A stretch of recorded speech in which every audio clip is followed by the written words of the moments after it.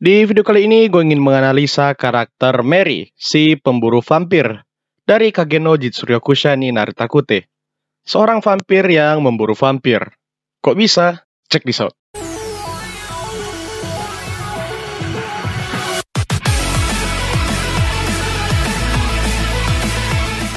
Mary pertama kali muncul di Lawless City saat insiden Bulan Merah. Dia muncul dan membantai para ghoul yang muncul, dan tujuannya untuk membunuh leluhur vampir. Dia muncul dengan kerennya untuk memperingatkan orang-orang soal kebangkitan Elizabeth si leluhur vampir. Saking kerennya, tindakan dan ucapannya tentang peringatan kebangkitan Elizabeth sampai ditiru oleh Cheat di Lawless City. Anjir, saking kerennya tuh, dia langsung mondar-mandir di Lawless City. Mary adalah pelayan setia dari Elizabeth dan menjadi tangan kanannya yang selalu mengikutinya kemana-mana. Sama seperti masternya, Mary juga memiliki hati yang lembut dan memilih untuk tidak memangsa manusia seperti vampir lainnya, walaupun itu akan menghilangkan kemampuan aslinya.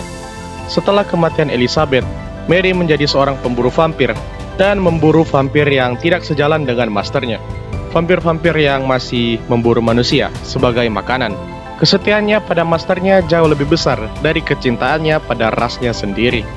Di Lawless City, Mary berusaha untuk menghentikan amukan dari Elizabeth yang ingin dibangkitkan oleh Crimson, dan sampai bekerja sama dengan Claire untuk masuk ke Crimson Tower.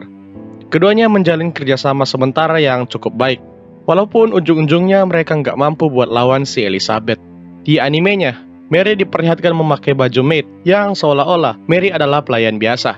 Tapi sebenarnya Mary itu memiliki posisi yang lebih tinggi dari itu. Dia adalah tangan kanan Elizabeth. Kalau kalian baca manganya, scene flashback-nya dibuat berbeda. Dan yang ngikutin LN itu ya versi manganya. Untuk scale kekuatan Elizabeth bisa dibilang cukup kuat untuk standar orang biasa. Untuk kemampuannya tanpa meminum darah, dia sekitaran Claire lah.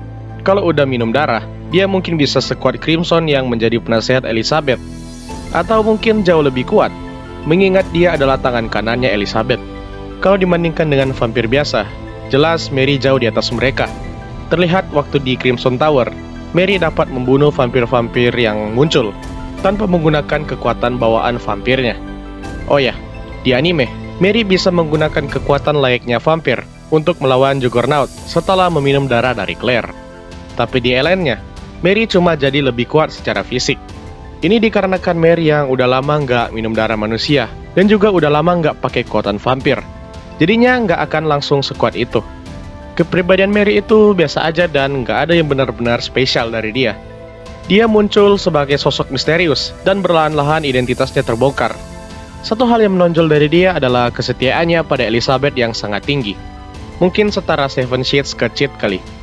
Menurut gua, Mary sama seperti karakter lainnya di Kagejitsu, di mana awalnya terlihat elegan, dan seiring berjalannya waktu mulai kelihatan kekurangannya satu persatu. Dia juga cukup nekat. Dia tahu sendiri, jarak kekuatannya dengan Elizabeth itu jauh, tapi dia juga ingin menghentikan Elizabeth sendirian awalnya. Ya mau bagaimana lagi, orang yang sejalan dengan dia itu nggak ada. Vampir lainnya pada ngikutin Crimson sebagai pemimpin vampir. Kesimpulannya, Mary adalah sosok yang setia pada masternya, dan bahkan sampai masternya mati, dia masih menjalankan keinginan masternya. Dia memiliki visi untuk manusia dan vampir bisa hidup berdampingan, sama seperti Elizabeth. Kepribadiannya biasa aja, tapi backgroundnya menurut gua cukup bagus. Sebuah karakter yang mencerminkan kesetiaan. Walaupun cuma karakter sampingan yang mungkin gak akan muncul lagi. Tapi menurut gua Mary ini cukup menarik kalau kita bandingkan dengan karakter-karakter sampingan lainnya. Bagaimana menurut kalian? So, that's all for today. Hope you like it and see you next time.